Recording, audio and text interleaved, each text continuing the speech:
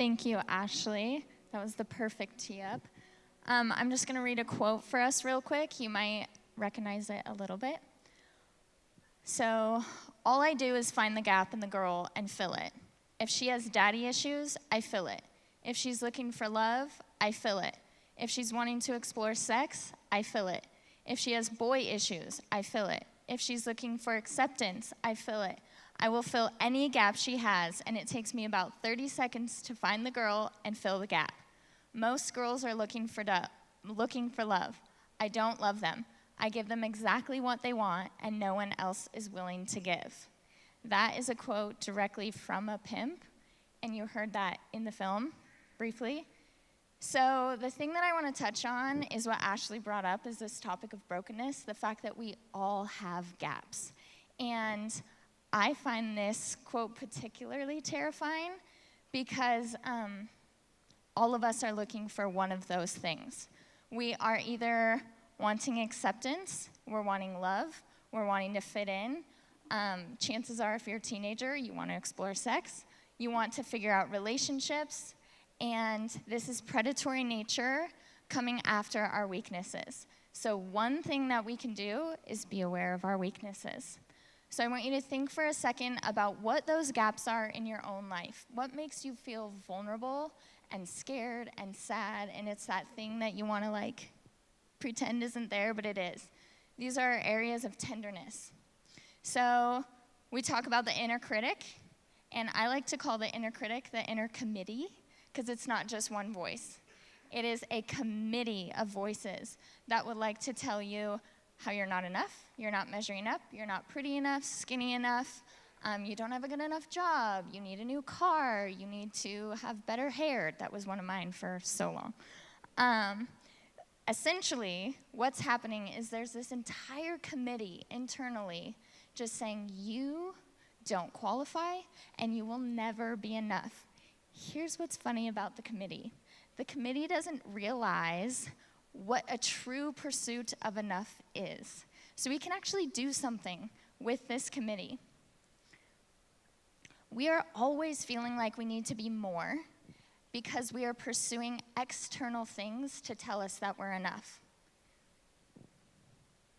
When I was in high school, I struggled with an eating disorder. I did want to fit in, and I did want boys to like me. So this quote from the pimp, that could have been me. And that could have been so many of us in this room. And unfortunately, it is our girls now because of this.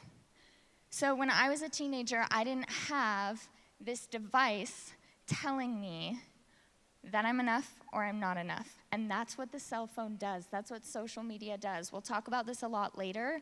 But if I post a picture and I only get 5 likes and my friend Mindy gets 50 likes, she's better than me. So it's a direct correlation to value. If guys talk to my friends online but they don't talk to me, then I'm worth nothing. So we have to understand, before I go any further into worth, when you are talking about worth with teenagers, this is their currency. How people interact with them on their cell phone and how boys or girls perceive them on their cell phone is directly correlated to their worth. So we also have in our culture this idea that would say, you're either extraordinary, you have great grades, you're beautiful, you have everything you want, this public perception of amazingness that we see on Instagram. If you're not that though, you're not anywhere in between, you're just nothing. And we see this a lot as high school teachers, is you're extraordinary or you're nothing. And both of those are false. It leaves no room for middle ground and no room for growth.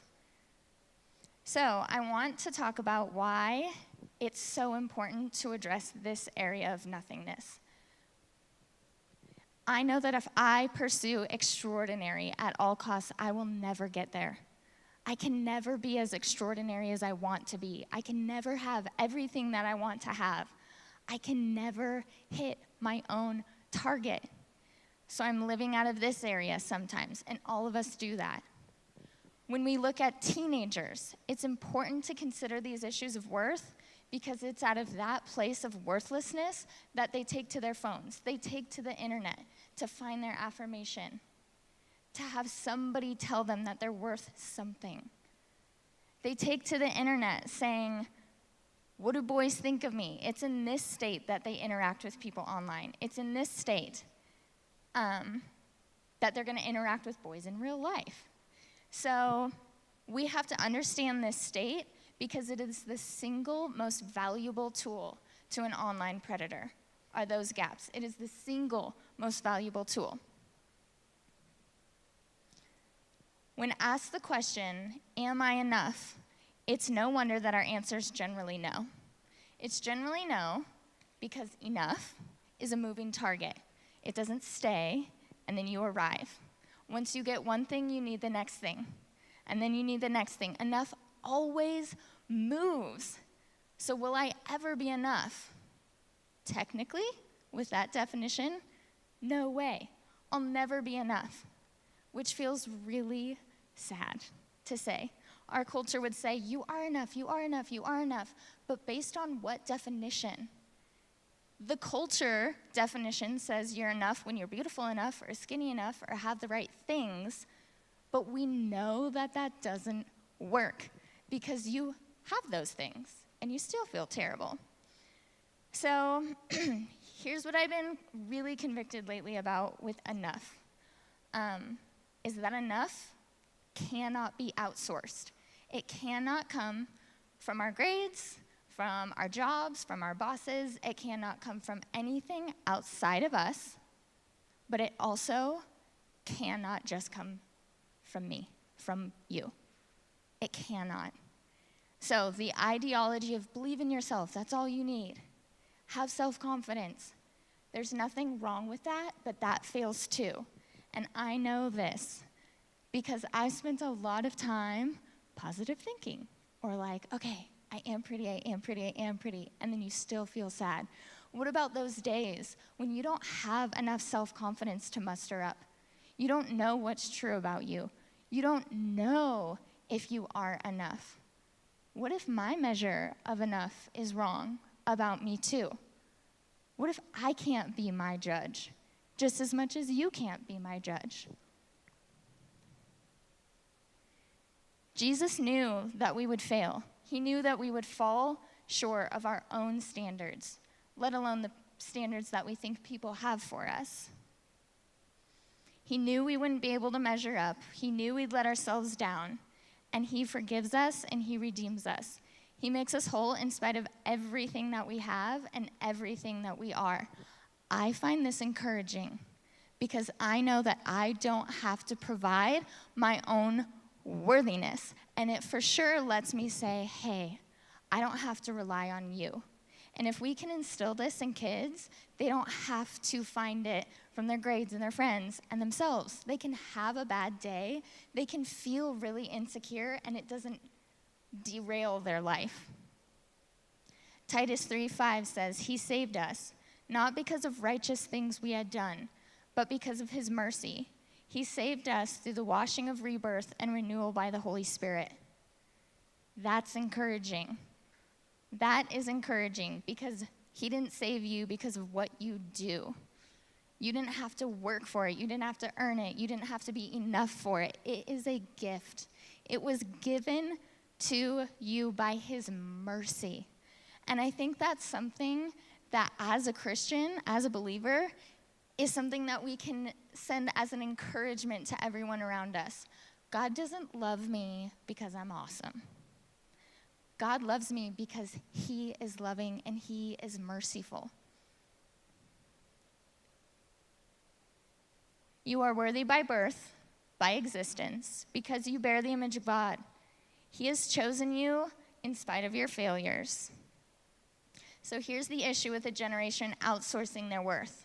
In that state of worthlessness, it doesn't take but a boy just saying to a young girl, hey, you're cute.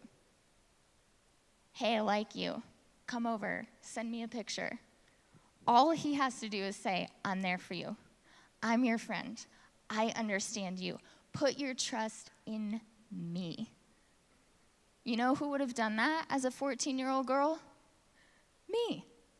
That's why this is so important. So important. I knew that there was a God. I knew that he loved me, but I didn't know that he could sustain me and that he was the only thing that I needed. I had no idea. So parents, listen to your kids when they talk. Their language will reveal them. You'll be able to see their gaps. Listen for them. Listen for the gaps that your kids are saying. You are their educator of safe love. You are their educator of boundaries. You can help coach them on what it means to interact online, where their worth comes from, and a true, honest, I just beg you if you're a parent, true, honest, anchored worth. Not just, you're beautiful, you're awesome, you can do this. Not worth based on accolades or based on accomplishments or based on what they do or do not do or how they perform. A soul level worth that can only come from something way bigger than us. That would be something that I would beg of you. Stopping human trafficking starts in your home. If they cannot find these kids online, if a girl knows, here's my boundary, and I know that you're not safe, that's amazing. I want to talk really quick to our girls here who are survivors of human trafficking, or if you have been a victim of abuse of any kind. I think it's really important to touch on this in the little time that I have, just because it can feel like this happened to you because you just didn't have enough worth.